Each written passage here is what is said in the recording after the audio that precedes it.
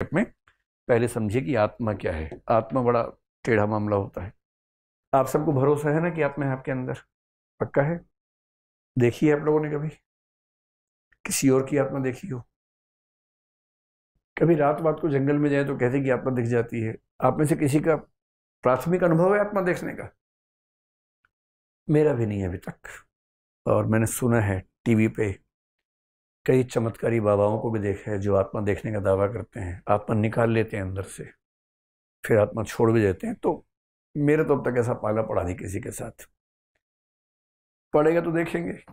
क्या पता अगली बार मैं कहूँ कि मैंने इस बीच में देख ली है। अभी तक तो मेरा कोई पाला पड़ा नहीं है। भूत प्रेत से भी नहीं पड़ा और आत्मा से भी नहीं पड़ा। परमात्मा से भी सीधा तो नहीं पड़ा अब तक। एक ही बार पड़ेगा। पड़ेगा अभी तो थोड़ा टाइम मिल ही जाए तो अच्छा है। चलिए, ये जो जीव है, जीव का मतलब जैन दर्शन में क्या है? सॉल, यानी कि आत्मा। मैं आपको थोड़ा सा रेफरेंस दे दूं। भारत में कुल 9 दर्शन है। 9 में से एक मानता है कि आत्मा नाम की कोई चीज रत्ती भर एग्जिस्ट नहीं करती है। उसको बोलते हैं चारवाक। वो बड़ा मस्त मौला आदमी है। वो तो अलग ही टाइप के लोग हैं। और मुझे पता नहीं क्यों लगता है कि हो सकता है कि आज से 100 साल बाद वो सही साबित हो जाए, क्योंकि उनकी बात में साइंस थोड़ी ज्यादा दिखती है। क्योंकि जो लोग कहते हैं कि आत्मा होती है, उनके पास आर्गुमेंट क्या होता है कि भाई शरीर है हमारा। महसूस कौन करता है? हाथ तो नहीं कर सकता, पैर तो नहीं कर सकता। याद कौन रखता है? हाथ पैर तो याद नहीं रख सकता। पहचानता कौन है? रिकॉग्निशन जिसको बोलते हैं, मेमोरी, रिकॉग्निशन। थिंकिंग कौन करता है? लॉजिक कौन करता है? एनालिसिस कौन करता है? ये सारी कॉन्शियस एक्टिविटीज हैं, चेतन क्रियाएं हैं। हाथ पैर नहीं कर सकता। कभी आपने सुना हो कि मेरा हाथ सोच रहा है? नहीं, ऐसा नहीं होता। हाथ नहीं सोचता, पैर नहीं सोचता, नाक नहीं सोचता हमारा। तो एक ही आर्गुमेंट घुमा फिरा गया था, सोचता कौन है? फिर लोग कहते हैं अंदर है कोई, आत्मा है। पश्चिम में डेकार्ट 17वीं सेंचुरी में बड़ा दार्शनिक हुआ, उसने ये वाली कहानी सुनाई पूरी की पूरी, और फंस गया। उसके बाद ऐसा फंसा कि बाहर निकल नहीं पाया वहां से। लेकिन चारवाक बोले कि यार ये सारी गप्पे क्यों मार रहे हो? और चारवाक उस टाइम के लोग थे जब साइंस का डेवलपमेंट नहीं हुआ था। आज तो चारवाक आग लगा देते अगर आज के जमाने में होते। बोलते भाई ये बताओ कि जो कंप्यूटर है उसकी मेमोरी आपसे बेहतर है, उसकी लॉजिकल कैपेसिटी आपसे बेहतर है, गणित आपसे तेज सॉल्व करता है। अब तो आर्टिफिशियल इंटेलिजेंस भी आ गई है। अब तो लैंग्वेज में भी आपसे आगे निकल गया पिछले 3 महीने में। जब से जनरेटिव एआई आ गई है, लार्ज लैंग्वेज मॉडल्स आ गए हैं, आपको मानना पड़ेगा कि लैंग्वेज के मामले में भी वो हमसे आगे निकल गया। हम एक दो, जैसे मुझे 2 भाषाएं आती हैं ठीक से, 2-3 बोलियां आती हैं, हरियाणवी आती है थोड़ी, 1-2 बोलियां और आती हैं। पर एक आर्टिफिशियल इंटेलिजेंस वाले कंप्यूटर को केवल एक चिप डालने की देर है, वो कहेगा मुझे 350 भाषाएं आती हैं और परफेक्शन से आती हैं। वो रियल टाइम में एक लैंग्वेज सुन के दूसरे में जवाब दे सकता है। हम नहीं दे सकते। हमें दुनिया के कुल भूगोल में से 0.00001% रास्ते पता होंगे।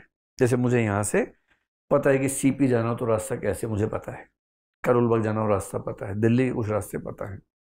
कोई मुझे अफ्रीका में छोड़ दे के रास्ता बताओ, मैं नहीं बता पाऊंगा, पर मेरा फोन बता देगा, क्योंकि उसके पास जीपीएस इनेबल्ड वो डिवाइस है, उसको पता है सारे रास्ते। तो सोचने के मामले में, मेमोरी के मामले में, एनालिसिस के मामले में, लॉजिक के मामले में, मेमोरी रिट्रीवल के मामले में, रिटेंशन के मामले में, जितने मामलों में हम सोचते थे कि आत्मा है, उन सब मामलों में भौतिक वस्तु हमसे आगे निकल चुकी हैं। और चारवाक यही कह रहा था कि ये जो शरीर है ना, ये खास तरीके से बना है। वो समझा नहीं पा रहा था। न्यूरो साइंस नहीं पढ़ी थी उसने बेचारे ने। न्यूरो साइंस बनी कब है? अभी मुश्किल से 100 साल पहले पहली बार दिमाग के अंदर एक्सपेरिमेंट्स होने शुरू हुए। और कायदे से तो ये सारी जो झगड़ा है मुश्किल से पिछले 60 साल का है। जब हमने ईईजी जैसे एक्सपेरिमेंट्स किए, इलेक्ट्रोएन्सेफेलोग्राफ करना शुरू किया, दिमाग के ऊपर इलेक्ट्रोड्स लगा के अंदर की जो इम्पल्सिस हैं, जो इलेक्ट्रिकल इम्पल्सिस हैं, उनको स्टडी किया, और हम समझ पा रहे हैं कि जब मैं इमोशनल होता हूं तो मेरी खोपड़ी के कौन से हिस्से में ज्यादा वाइब्रेशंस होते हैं। और जब मैं सोचता हूं तो खोपड़ी के कौन से हिस्से में ज्यादा उस समय इंपल्सेस आती हैं। और आजकल कई लोग कहने लग गए हैं कि सोचना, महसूस करना, ये सब जो है खोपड़ी के, दिमाग के, ब्रेन के अलग अलग हिस्सों के इलेक्ट्रिकल एक्टिविटीज हैं, उससे ज्यादा कुछ नहीं है। ये कहते हैं, अभी साबित नहीं हुआ है कुछ भी। अभी डिबेट है कॉन्शियसनेस के बारे में, बहुत डिबेट है। अभी कहीं मौका मिलेगा तो उससे हम बात करेंगे। उस पर मैंने अभी इस बीच में बहुत सारी किताबें मंगवा ली हैं, आजकल पढ़ रहा हूं उन सबको, साइंस के भी और जो नए एक्सपेरिमेंट्स हैं न्यूरो साइंस के, वो भी। कुछ क्लैरिटी नहीं है अभी तक, पर चार्वाक कहना यह चाह रहा है कि जैसे कंप्यूटर है वैसे हमारा शरीर है, जैसे कंप्यूटर के अंदर सॉफ्टवेयर है, हमारे अंदर भी सॉफ्टवेयर है। और एक सिंपल तरीके से उसकी भाषा में न्यूरो साइंस इंपल्सेस वो नहीं आ रहा, पर वो कह ही रहा है कि शरीर के अंदर कुछ क्रियाएं इस तरह से होती है कि चेतना या चिंतन अपने आप पैदा हो जाता है। बुद्ध कह रहे हैं कि ना, आत्मा तो नहीं है। बुद्ध भी कह रहे हैं आत्मा नहीं है, पर वो कह रहे हैं कि चेतना एक नदी की तरह है, एक रिवर की तरह फ्लो करती है। और उसी फ्लो करने में जैसे पानी की एक बूंद अगले बूंद को रिप्लेस करती है, अगली बूंद अगले को रिप्लेस करती है, हर क्षण रिप्लेसमेंट हो रहा है। नदी कोई वस्तु थोड़ा है। आप जिस नदी में आज नहाएंगे और कल नहाएंगे, क्या सेम पानी है? सारा पानी चेंज हो गया है। ऐसी चेतना है, चेंज होता जा रहा है, पर एक कॉन्टिन्यूटी बनी हुई है। जैसे समाज में हर 100 साल में सब लोग मर जाते हैं, पर समाज बना हुआ है, ठीक वैसे चेतना है, हम उसको गलती से आत्मा कह देते हैं। बाकी सातों दार्शनिक आत्मा को मानते हैं, जैन भी उनमें से एक है, तो आत्मा को मानते हैं। ये मानते हैं कि आत्मा है और बहुत सारी आत्माएं हैं, हम सबके पास एक एक आत्मा है, सीधी सी बात है। एक से ज्यादा भी हो सकती है वैसे। कभी आपने सुना कि उसके अंदर 3 आत्माएं हैं? नहीं, एक ही है ना आमतौर पर, जनरली हम सबके पास। लेकिन अभी इन प्रिंसिपल एक से ज्यादा आत्माएं साबित होने वाली है, इन प्रिंसिपल, प्रैक्टिकली नहीं। तो कहते हैं कि जैसे अनेकांतवाद का मतलब तो है कि अनेक मतलब पक्ष है। अनेकात्मवाद का मतलब होता है कि आत्माएं अनेक हैं। तो जैन लोग अनेकात्मवादी हैं, अनेक जीववादी हैं, कि बहुत सारी आत्माएं। फिर एक सवाल और आता है कि आत्मा में जो चेतना है, चेतना यानी कॉन्शियसनेस, कॉन्शियसनेस यानी ये क्वालिटी कि हम फील कर सकते हैं, सोच सकते हैं, महसूस कर सकते हैं, इसको बोलते हैं चेतना। ये कॉन्शियसनेस कहां से आती है आत्मा के अंदर? 2 तरीके हो सकते हैं, 3 तरीके होते हैं दरअसल। कुछ लोग कहते हैं कि आत्मा और कॉन्शियसनेस एक ही चीज है। आत्मा में कॉन्शियसनेस नहीं है, कॉन्शियसनेस आत्मा में नहीं है, कॉन्शियसनेस ही आत्मा है, जैसे शंकराचार्य ऐसा मानते हैं। कुछ कहते हैं कि आत्मा एक चीज है, उसके अंदर कॉन्शियसनेस हमेशा रहती है। आपको ध्यान है गुण पर्यायवत द्रव्यम, जो मैंने कहा था, कुछ चीजें नित्य हैं, कुछ अनित्य हैं, कुछ हमेशा रहती हैं, कुछ आती जाती रहती हैं। तो कुछ लोग मानते हैं कि आत्मा एक वस्तु है, आत्मा में चेतना हमेशा रहती है, चेतना के बिना आत्मा एग्जिस्ट कर ही नहीं सकती है, आत्मा में हमेशा चेतना है, जैसे जैन लोग कहते हैं। और एक तीसरा भी है, जैसे न्याय वैशेषिक है, वो क्या बोलते हैं? आत्मा है, चेतना उसमें नहीं होती है, चेतना एक समय के बाद डेवलप होती है। जैसे जब आप पैदा हुए थे उस समय मुंह, नाक, कान लेके पैदा हुए होंगे, पर मूछें नहीं थी उस समय किसी की, है ना? जो लड़कों की बात कर रहा हूं। मूछ उम्र के साथ आती है, दाढ़ी उम्र के साथ आती है। क्या किसी बच्चे को देख के कोई बोलते कि अरे तो उसकी मूछ ही नहीं है, तो लड़का ही नहीं? ऐसा सुना आपने कभी? क्योंकि सबको पता है कि जब पैदा हुआ है तो मूछ है नहीं, आएगी समय के साथ। जब उम्र आएगी, प्यूबर्टी आएगी, तो उसके बाद मूछ आएगी, दाढ़ी आएगी, इसमें क्या दिक्कत है? इसको बोलते हैं आगंतुक धर्म, समय के साथ आने वाली चीज। न्याय दर्शन बोलता है कि आत्मा तो शुरू से है, पर चेतना उसमें एक समय के बाद आती है। और मोक्ष में भी चेतना नहीं होती है, केवल आत्मा रह जाती है, पत्थर जैसा उनका कंसेप्ट आत्मा का है।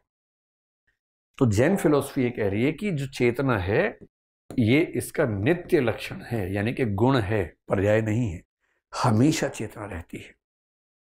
और ये लोग शंकराचार्य से मिलती जुलती बात यहां पर कहते हैं। शंकराचार्य ने कहा कि मोक्ष कोई नई चीज नहीं है, पहले से है, बस पर्दा हटा देना है। ये जैन कहते हैं जो जीव है इसमें 4 चीजें अनंत मात्रा में होती हैं। इन 4 चीजों के समुच्चय को बोलते हैं अनंत चतुष्टय। अनंत मात्रा में चार चीजें हमारी आत्मा में अनंत मात्रा में चार चीजें हमारी आत्मा में हैं, शुरू से ही है, हमेशा है। क्या क्या है वो? उसमें से एक है अनंत ज्ञान। सोचिए, सारा ज्ञान पहले से है, तो मैं आपको क्या बता रहा हूं, ये आपके अंदर पहले से है, बस पर्दा पड़ा हुआ है। मैं थोड़ा सा पर्दा हटा रहा हूं, इतना सा। किस दिन पूरा हट गया अगर पर्दा, तो फिर आप केवली हो जाएंगे। केवली कौन है समझते हैं? केवली वो है जो ब्रह्मांड की हर वस्तु को संपूर्णता में जानता है, कोई लिमिट नहीं है इसकी ज्ञान की। वो अनंत आनंद है, अनंत शक्ति है, अनंत दर्शन है। ये चार चीजें मिला के कहलाती है अनंत चतुष्टय। हम सबकी आत्मा में चार चीजें हमेशा से हैं। यहां दर्शन आप सोचेंगे क्या है? दर्शन का मतलब है श्रद्धा से है। जैन दर्शन में दर्शन शब्द का मतलब है फेथ, श्रद्धा, डिवोशन। तो absolute knowledge, absolute power, absolute bliss. और ध्यान रखना है, अगर आप इन तीन चीजों को ऊपर देखें ध्यान से, अनंत ज्ञान, अनंत आनंद, अनंत शक्ति, इन तीनों के कॉम्बिनेशन को ही दुनिया में कहा जाता है गॉड। भगवान क्या होता है? पर ईश्वर की परिभाषा देख लीजिए, जिसकी शक्ति अनंत हो, कुछ भी कर सकता है, ओमनिपोटेंट। ओमनिपोटेंट के लिए क्या शब्द है? जो कुछ भी कर सकता है, सर्वशक्तिमान। दूसरा क्या होता है? सर्वज्ञ। सर्वज्ञ का मतलब ओमनिशियंट, अनंत ज्ञान जिसके पास अनंत शक्ति है, अनंत ज्ञान है, अनंत आनंद है, इतना ब्लिस में है, उससे किसी चीज की कमी है?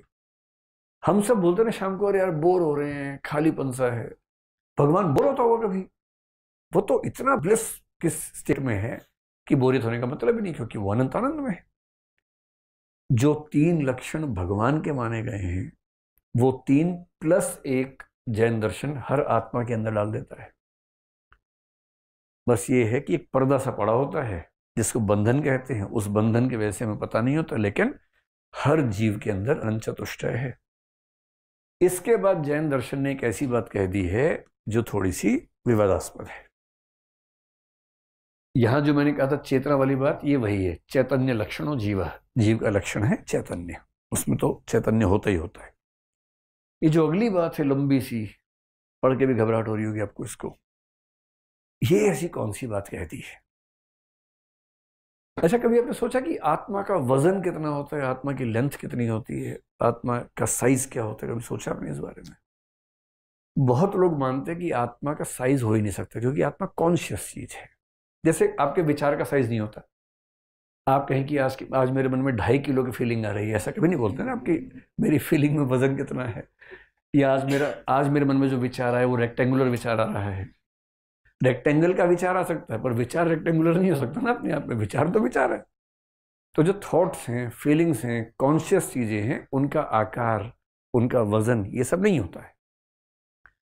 लोग मानते हैं कि आत्मा भी वैसी चीज है, ईश्वर भी वैसा ही है। अगर ईश्वर है तो कॉन्शियस है। आप ईश्वर का आकार मत पूछिए कि कितना लंबा, कितना चौड़ा, कितना मोटा है, मत पूछिए, वो भद्दा सवाल है, नहीं पूछना चाहिए।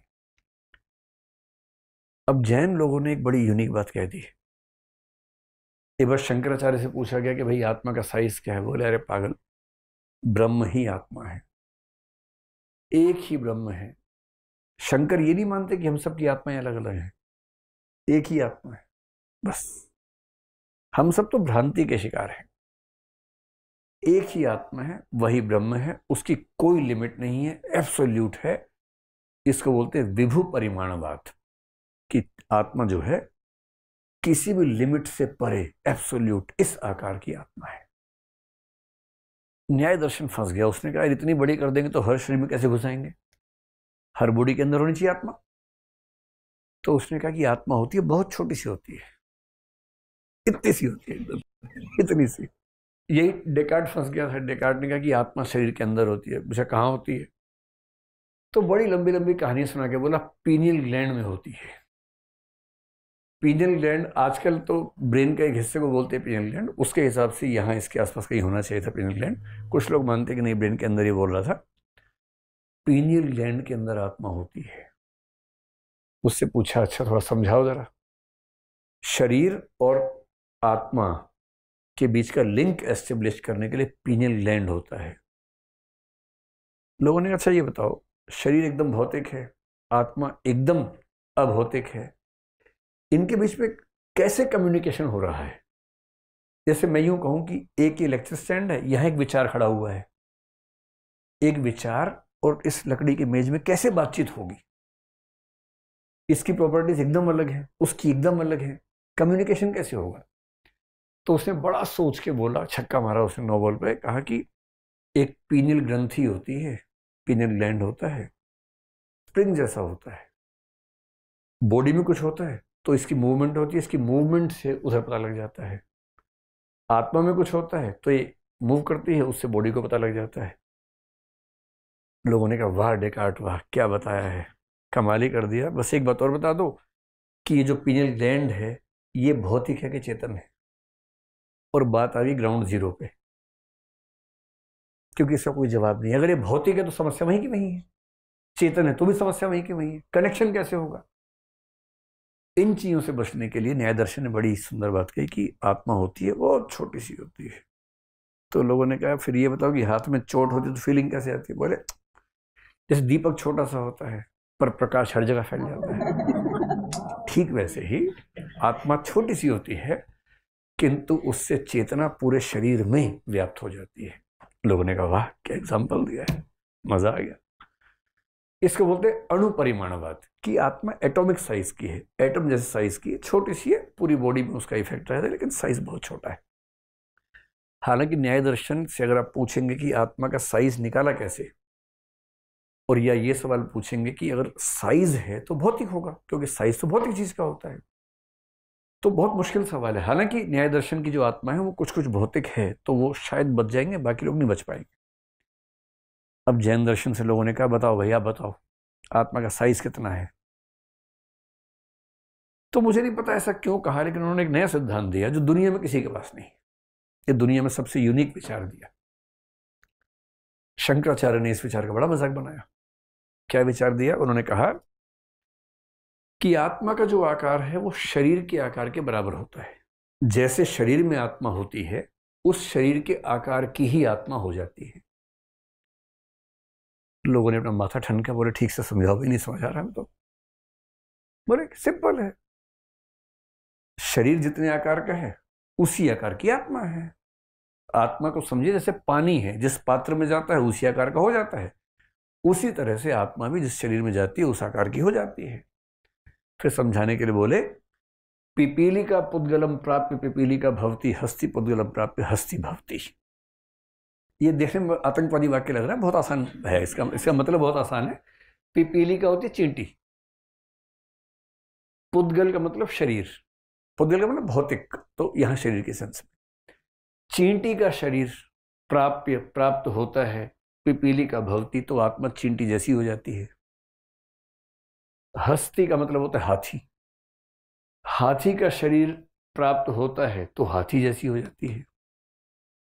तो जो आत्मा है, आत्मा का साइज उस शरीर के साइज के मुताबिक एडजस्ट होता है जिस शरीर में वो होती है।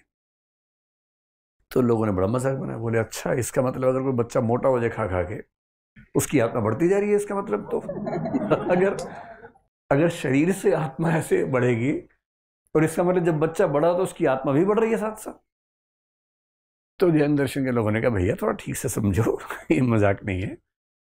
लेकिन जो विस्तार है आत्मा का वो भौतिक वस्तु के विस्तार जैसा नहीं है। कैसे? जैसे ये फोन जहां है, जिस भी जगह पर है, क्या ठीक उसी जगह पर ये पेन हो सकता है? नहीं हो सकता। ये हटेगा तो पेन यहां आ सकता है।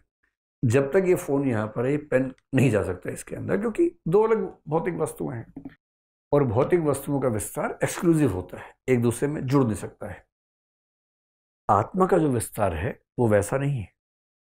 जैसे इस कमरे में एक लाइट, उन्हीं के एग्जांपल दे रहा हूं, उस समय लाइट नहीं होती तो उस समय दीपक होता था, तो मैं दीपक के बदले बल्ब लगा रहा हूं। इस कमरे में एक लाइट हमने ऑन की मान लीजिए, तो वो लाइट एक जगह तक रहेगी, पूरे में फैल जाएगी, पूरे में फैलेगी। फिर आपने पीछे की साइड में एक लाइट और ऑन कर दी। अब इन दोनों लाइट्स का प्रकाश एक्सक्लूसिव है या मर्ज हो गया आपस में? मर्ज हो गया। ठीक वैसे ही आत्मा का जो विस्तार है वो आपस में मर्ज होने वाला है, वो भौतिक विस्तार की तरह नहीं है, एक्सक्लूसिव नहीं है। और इसका मतलब थ्योरेटिकली उन्होंने कहा कि एक शरीर में एक से ज्यादा आत्माएं भी साथ साथ हो सकती हैं, हालांकि ऐसा होता नहीं है, पर दो आत्माओं का एक जगह पर होना इसमें कोई कॉन्ट्राडिक्शन नहीं है, क्योंकि उनका विस्तार भौतिक वस्तु के विस्तार जैसा ना होकर के अमूर्त वस्तु के विस्तार जैसा है, चेतन वस्तु के विस्तार जैसा है। इस सिद्धांत को कि शरीर के अनुसार उसका आकार बनता है, इसको भारत में बोलते हैं मध्यम परिमाणवाद, जो कि शंकराचार्य के विभु परिमाणवाद और न्याय दर्शन के अणु परिमाणवाद के बीच की स्थिति है। न्याय क्या बोल रहा है? छोटी सी आत्मा होती है। शंकर क्या बोल रहे हैं? पूरे ब्रह्मांड को एक आत्मा, मतलब वो स्पेस में नहीं कहना चाह रहे कि उसको हम समझें, लेकिन अगर समझें तो एब्सोल्यूट है, कोई लिमिट नहीं है उस आकार की। ये क्या बोल रहे हैं? शरीर के आकार के अनुसार आत्मा होती है, और इसीलिए हाथ में भी चोट लगे तो फील होता है, पैर में लगे तो फील होता है। इसका मतलब आत्मा पूरे शरीर के साथ संपर्क में रहती है, और इसी विचार को उन्होंने मध्यम परिमाणवाद कहकर अपनी बात कन्वे की। जो आत्माएं हैं दो तरह की हैं, एक है बद्ध जो हम सब हैं, मुक्त का मतलब जिनको मोक्ष मिल गया, जो मोक्ष मिल के पार हो गए, जैसे तीर्थंकर हैं। आपने सुना होगा कि जैन दर्शन में 24 तीर्थंकर माने जाते हैं। उनके काल की धारणा में बहुत सारे कालखंड हैं, उनमें से एक जो काल होता है उसमें दो हिस्से होते हैं, एक उत्सर्पिणी एक अवसर्पिणी। तो अभी एक अवसर्पिणी चल रही है। एक अवसर्पिणी में या उत्सर्पिणी का मतलब आरोहण का काल, आगे बढ़ने का काल, अवसर्पिणी मतलब पीछे जाने का काल। तो अभी हम अवसर्पिणी में हैं और इसमें 24 तीर्थंकर होते हैं। एक अवसर्पिणी में 24 हो चुके हैं, जिसको हम कलयुग कहते हैं। कुछ कुछ उस तरह का भाव समझिए कि एक पतन का काल है। जब ये काल खत्म होगा, नई सीरीज शुरू होगी उत्सर्पिणी की, फिर 24 तीर्थंकर आएंगे लंबे लंबे समय के गैप के बाद। इस तरह से वो समझते हैं।